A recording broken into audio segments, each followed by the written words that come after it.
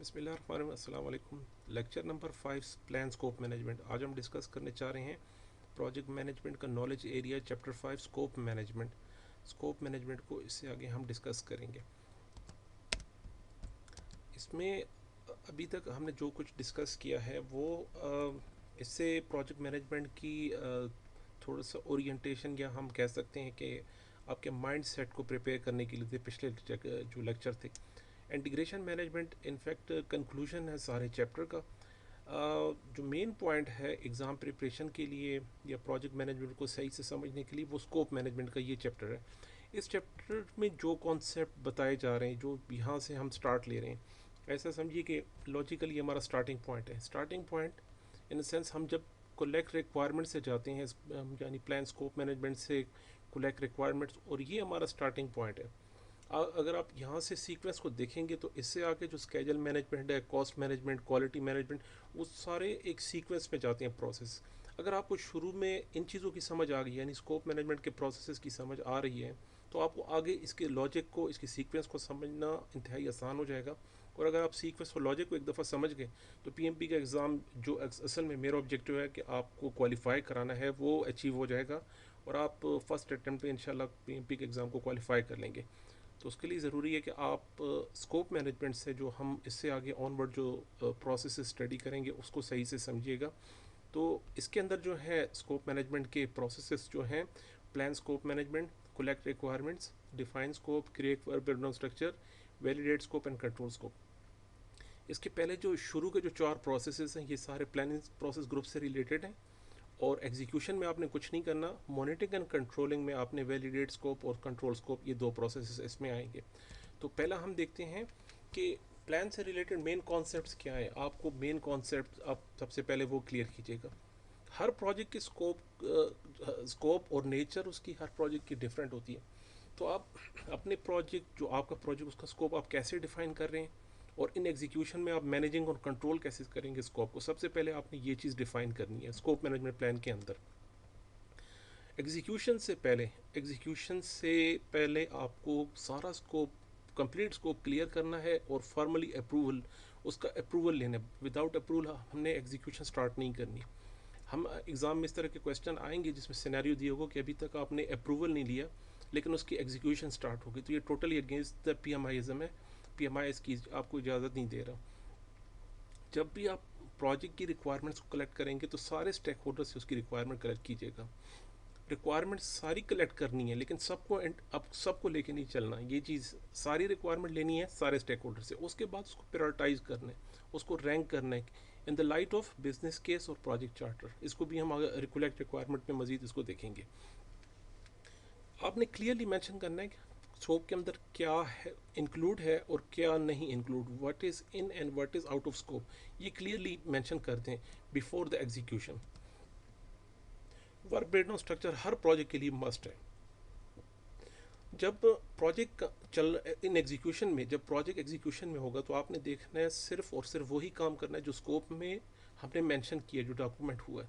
Out of scope कोई काम नहीं करना, अदरवाइज उसका जो इफेक्ट पड़ेगा कॉस्ट पे और टाइम स्केजल पर और अदर नॉलेज एरिया पे, उसके आप खुद जिम्मेदार होंगे। फिर गोल्ड प्लेटिंग का एक वर्ड है, एक आप कह सकते हैं कि हमारे पास एक वेकेबलरी है पीएमआई की। इस तरह के वर्ड्स आते हैं एग्जाम में। गोल्ड प्लेटिंग का मतलब होता है गिविंग एक्स्ट्रा। आपने एग्जीक्यूशन में, प्रोजेक्ट में कुछ भी एक्स्ट्रा नहीं देना। जो चीज़ डॉक्यूमेंट पे मेंशन है स्कोप मैनेजमेंट में, उसी को कंप्लीट करना है और वही चीज़ डिलीवर करनी है और उन्हीं रिक्वायरमेंट्स पे काम करना है आपने। स्कोप से रिलेटेड जो चेंज होगी उसकी एवल्यूएशन मस्ट है। उसके डिसीजन या तो स्पॉन्सर लेगा या प्रोजेक्ट मैनेजमेंट ऑफिस लेगी, या जो ऑर्गेनाइजेशन है जो इनिशिएट कर रही है उस उनको इन्वॉल्व कीजिएगा स्कोप से रिलेटेड। जब भी कोई चेंज आती है तो और अप्रूवल भी उन्हीं से लेना है। और प्रोजेक्ट चार्टर में उसकी स्पेस देखिएगा कि आया आप, हम इस स्कोप को, जो जिसकी रिक्वेस्ट आई है, उसको अप्रूव करना चाहिए नहीं, ये वो हमारे बाउंड्रीज के अंदर है या नहीं। प्रोजेक्ट चार्टर हमें प्रोजेक्ट की बाउंड्री को डिफाइन करता है। उस स्कोप को देखिए कि वो हमारी बाउंड्रीज के अंदर आ रही हैं, चार्टर के अंदर इंक्लूड आ रही हैं, तो फिर आप उसको लेके चल सकते हैं। तो ये मेन पॉइंट से स्कोप मैनेजमेंट से related through out this chapter scope management plan, हम इसी को राउंड अबाउट, इन्हीं कॉन्सेप्ट्स की राउंड अराउंड हम बात करेंगे। तो स्कोप मैनेजमेंट से जो क्वेश्चन आते हैं एग्ज़ाम में, उन वो आपको वो यही डिटरमिन करने की कोशिश करते हैं कि कैंडिडेट आया उनका इस तरह का माइंड सेट है कि नहीं। इन प्रैक्टिकल, अगर आपका सिर्फ प्रैक्टिकल का एक्सपीरियंस है प्रोजेक्ट मैनेजमेंट में, तो बहुत सारी चीज़ें सिचुएशनल बेस होती हैं, बहुत सारी चीज़ें हम ऑर्गेनाइजेशन पर डिपेंड करते हैं। उधर हम इस तरह hard and fall strict rule भी फॉलो भी नहीं कर सकते बाजू का। लेकिन पीएमए के एग्ज़ाम के वक्त आपको इन चीज़ों का खास ख्याल रखना है, हमने इन्हीं चीज़ों को फॉलो करना है। नेक्स्ट चीज़ आती है, दो वर्ड है, एक है प्रोडक्ट स्कोप, एक है प्रोजेक्ट स्कोप। ये दो डिफरेंट चीज़ है। क्वेश्चन के अंदर आपने देखना है कि वो आपसे प्रोडक्ट के बारे में पूछ रहा है या प्रोजेक्ट के बारे में। प्रोडक्ट देखें, हर प्रोडक्ट की फीचर्स फंक्शंस डिफरेंट होते हैं, मुख्तलिफ उनके डिज़ाइन अलग होते हैं, उनकी इंजीनियरिंग अलग होती है, उनकी एक्सपर्टीज़ लेवल अलग होती है। लेकिन प्रोजेक्ट मैनेजमेंट में जो मैनेजमेंट रिलेटेड एक्टिविटीज़ हैं वो मोस्टली सेम होती हैं हर प्रोजेक्ट के लिए। आपको प्लानिंग भी करनी है, कोऑर्डिनेशन भी करनी है, हर जिस नेचर का भी प्रोजेक्ट है उसके लिए मैनेजमेंट एक्टिविटीज़ ऑलमोस्ट सेम होती हैं, लेकिन प्रोडक्ट जो है वो डिफरेंट होता है। इसी तरह उसकी टेक्निक्स जो है हर प्रोडक्ट के लिए, एप्लीकेशन के लिए जो अप्रोच है वो डिफरेंट है। लेकिन हम यहाँ जो प्रोसेस जो टूल टेक्निक इस्तेमाल कर रहे हैं प्रोजेक्ट मैनेजमेंट, वो एक कंप्लीट फ्रेमवर्क सारे प्रोजेक्ट्स के लिए ऑलमोस्ट सेम होता है। प्रोजेक्ट लाइफ साइकिल हम डिपेंड करता है वो कैसे डिज़ाइन करेंगे, हम प्रोडक्ट के स्कोप को देखकर। प्रोडक्ट का स्कोप जितना बड़ा होगा उसी उसी अकॉर्डिंगली हम प्रोजेक्ट की लाइफ साइकिल को हम देखेंगे। प्रोजेक्ट लाइफ साइकिल जैसे हमने बात की थी, एडाप्टिव भी हो सकता है, वो आपका प्रिडिक्टिव भी हो सकता है, आइटरेटिव भी हो सकता है, वो आपका इंक्रीमेंटल भी हो सकता है। वो डिपेंड करेगा आपके प्रोडक्ट स्कोप पे कि आपका प्रोडक्ट स्कोप कैसा है, उसी के हिसाब से हम चलेंगे। Where is the project scope is define in project management life cycle. वो हम प्रोजेक्ट मैनेजमेंट के लाइफ साइकिल को देखेंगे, आया हमने ओवरलैपिंग करनी है इसके अंदर, आया हमने पैरेलल लेके चलना है, आया हमने इन वन को सारा प्रोजेक्ट कंप्लीट करना है, आया हमने इसको फेजेस में लेके जाना है, इसको डिवाइड करना है। वो प्रोजेक्ट मैनेजमेंट की लाइफ साइकिल से हम देखते हैं। जब भी प्रोडक्ट कंप्लीट हो रहा होता है तो उसकी हम मेजरमेंट करते हैं रिक्वायरमेंट की डिलीवरेबिलिटी से। हमारे पास प्रोडक्ट जो हार्ड फॉर्म में जो हमारे पास चीज़ आती है उसे कहते हैं डिलीवरेबल्स, उसको हम मेजर करेंगे रिक्वायरमेंट से, प्रोडक्ट की रिक्वायरमेंट से। जहाँ तक बात है स्कोप मैनेजमेंट की, तो स्कोप मैनेजमेंट की परफॉर्मेंस को मेजर किया जाता है स्कोप बेस लाइन से। ये बिग डिफरेंस है। जब भी प्रोडक्ट की बात होती है तो हम डिलीवरेबल्स को उठा के रिक्वायरमेंट्स के डॉक्यूमेंट को लाते हैं और उसके साथ मेजर करते हैं। जहाँ तक बात है प्रोजेक्ट की हम जो जो परफॉर्मेंस है उसको हम मेजर करते हैं स्कोप बेस लाइन से। प्रोडक्ट के अंदर फर्दर प्रोडक्ट भी हो सकते हैं, एक प्रोडक्ट उसके अंदर का प्रोडक्ट और उसके अदर प्रोडक्ट, उसके पार्ट्स हो सकते हैं, उसके सेगमेंट्स हो सकते हैं। हम पूरे प्रोजेक्ट को हम यहाँ पे सिंगल लेते हैं। प्रोजेक्ट की बात आती है तो पूरे प्रोजेक्ट को एक देखेंगे। जब प्रोडक्ट आएगी तो प्रोडक्ट के मुख्तलिफ सेक्शन हो सकते हैं। हम कह रहे हैं प्रोडक्ट की बात कर रहे हैं तो आप कहेंगे प्रोडक्ट के कौन से सेक्शन की आप बात कर रहे हो। तो ये बिग डिफरेंस है प्रोडक्ट स्कोप का और प्रोजेक्ट स्कोप का। तो जब भी एग्ज़ाम में कोई क्वेश्चन आता है तो आपने ये देखना है कि वो प्रोडक्ट पूछ रहे हैं या प्रोजेक्ट की, दो word similar, these two words look similar. तो अक्सर स्टूडेंट कंफ्यूज हो जाते हैं कि पता नहीं वो प्रोडक्ट की पूछ रहा है प्रोजेक्ट की। तो इसको ज़रा इंतहाई इसको गौर से देखिएगा। प्लान स्कोप मैनेजमेंट के इनपुट टूल टेक्निक्स हैं, इसको भी हम इसको देखते हैं, इसके अंदर कौन कौन सी चीज़ें ज़रूरी हैं वो भी हम डिस्कस कर लेते हैं।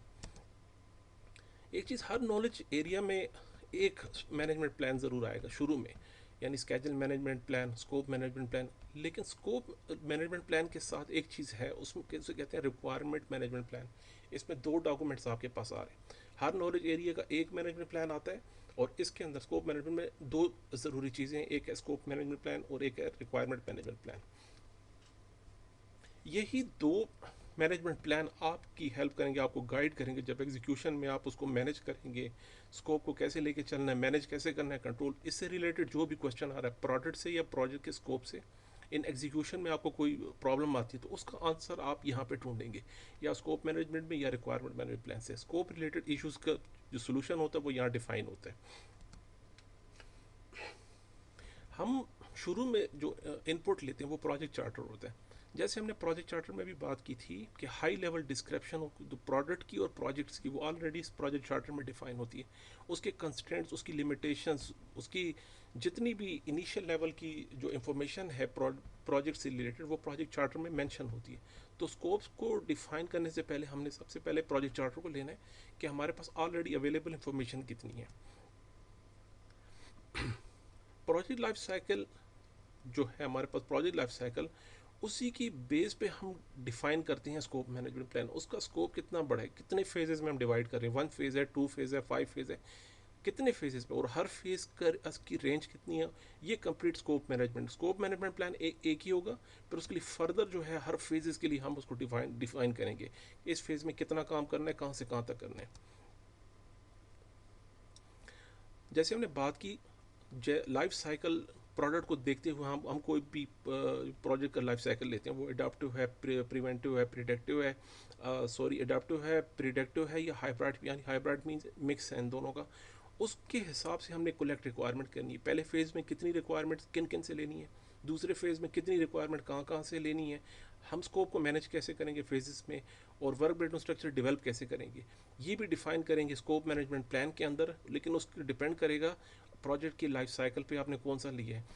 तो आपका प्रोजेक्ट है, आप ज़्यादा बेहतर समझते हैं कि इसको कितने फेजेस में डिफाइन करना है, रिक्वायरमेंट कैसे कलेक्ट करनी है, और एग्जीक्यूशन में स्कोप के रिलेटेड जो चेंज रिक्वेस्ट आएंगे उनको आप कैसे इंटीग्रेट करेंगे, कैसे इवेल्युएट करेंगे, उस सारे जो क्वेश्चन है उसका आंसर आपने इसी plan management scope management plan के अंदर मेंशन करना है। एग्ज़ाम में मुख्तलिफ सिनेरियो आती हैं, इस तरह की सिचुएशन है, तो आप इसको कैसे टैकल करेंगे, वो कौन सा डॉक्यूमेंट होगा, या आप किस डॉक्यूमेंट को रेफ़र करेंगे, या इसका आंसर कहाँ होगा, इस तरह के क्वेश्चन है। तो अगर आपको इसकी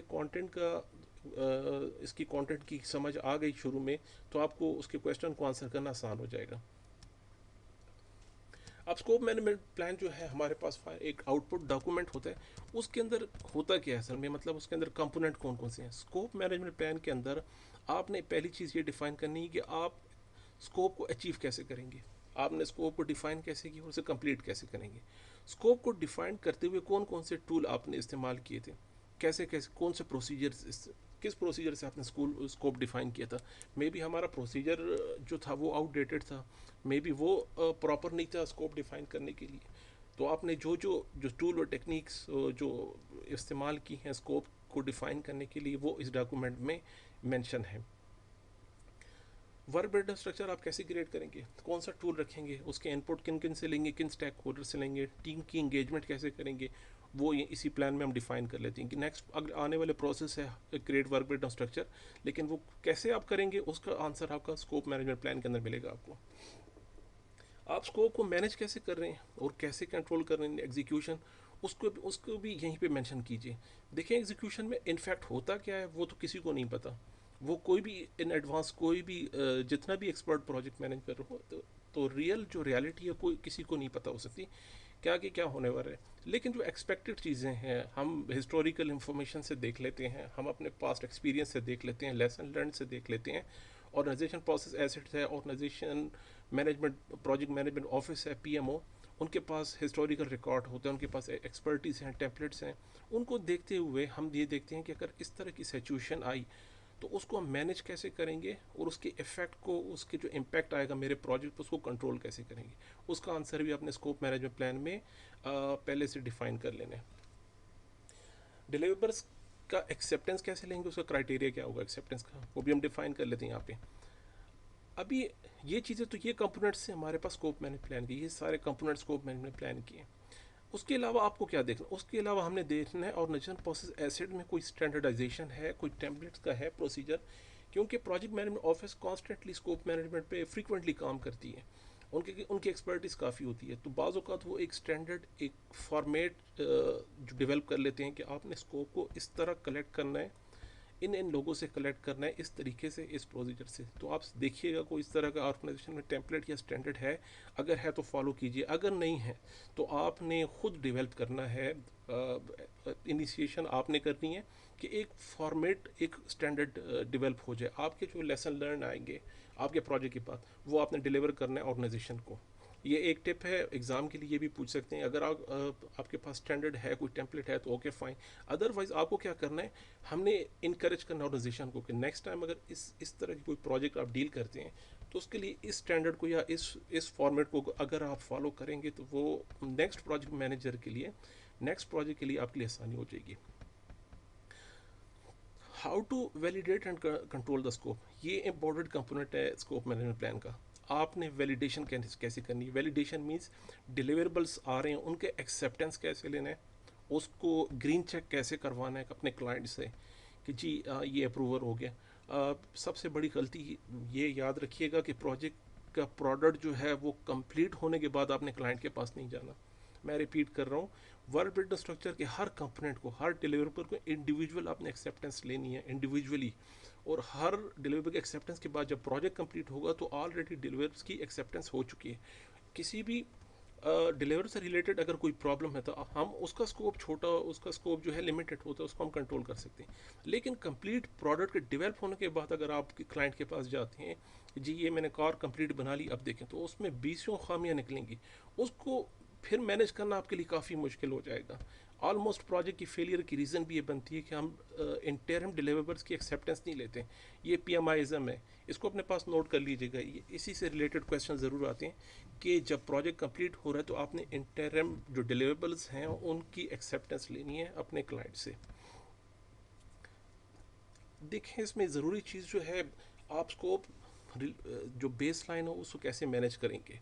चेंजेस आएंगी। स्कोप बेस लाइन में 3 कंपोनेंट हैं, 3 डॉक्यूमेंट, एक है scope statement, work breakdown structure और वर्क ब्रेकडाउन स्ट्रक्चर डिक्शनरी। ये कंप्लीट एक प्रोसेस है वर्क ब्रेकडाउन स्ट्रक्चर का, अगले लेक्चर में हम इसको डिस्कस करेंगे। जब स्कोप से रिलेटेड कोई चेंज रिक्वेस्ट आएगी तो आप कंप्लीट बेस लाइन को कैसे मैनेज करेंगे, किस तरह उसको इंटीग्रेट करेंगे, इसका आंसर भी स्कोप मैनेजमेंट प्लान के अंदर होगा। तो क्वेश्चन आता है कि स्कोप से रिलेटेड एक चेंज रिक्वेस्ट आई है, आप उसको इंटीग्रेट, तो उसका सबसे पहले इम्पैक्ट देखिए कि आप उसको किस तरह वर्बल स्ट्रक्चर और डिक्शनरी में इंटीग्रेट कैसे करेंगे। रिक्वायरमेंट मैनेजमेंट प्लान, आपने रिक्वायरमेंट किस तरह कलेक्ट करनी है, उसकी ट्रेसिबिलिटी को बिल्डअप करना, वो भी स्कोप मैनेजमेंट प्लान का पार्ट है। ये स्कोप मैनेजमेंट प्लान का पार्ट है कि रिक्वायरमेंट मैनेजमेंट प्लान, जिसको बिजनेस एनालिसिस प्लान भी कहते हैं, रिक्वायरमेंट ट्रेसिबिलिटी मैट्रिक्स आप कैसे बनाएंगे। ये रिक्वायरमेंट ट्रेसिबिलिटी मैट्रिक्स हम नेक्स्ट लेक्चर में इसको डिस्कस करेंगे, वो आपने कैसे डेवलप किया, उसका आंसर भी स्कोप मैनेजमेंट प्लान में है।